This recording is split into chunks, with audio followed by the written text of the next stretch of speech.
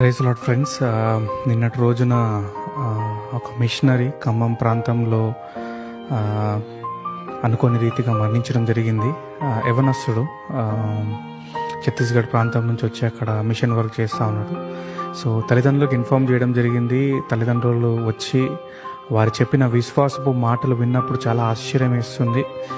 నా కుమారుడు ఎలా చనిపోయాడు, ఎక్కడ చనిపోయాడు అన్నది ఇంపార్టెంట్ కాదు, కానీ నా కుమారుడు ఎక్కడికి వెళ్ళాడన్నది చాలా ఇంపార్టెంట్. ఆ తల్లి మాటలు విందామా?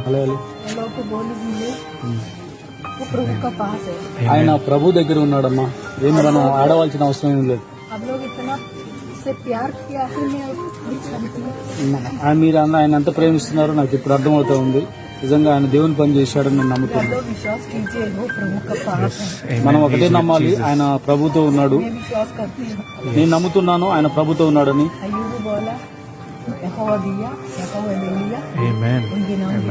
నేను ఒక మాట చెప్తున్నాను, యోబు చెప్పినట్టుగా, యెహోవా ఇచ్చెను యెహోవా తీసుకునేను.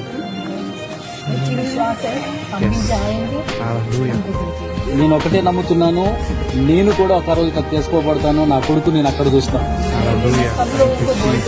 కాబట్టి మీ అందరికీ కూడా చెప్తున్నాను, ఇక్కడ స్థలం కాదు, మనకు అక్కడ స్థలం ఉంటే అది గొప్ప, అది దేవుడు మనందరికి ఇచ్చును గాక. హల్లెలూయా.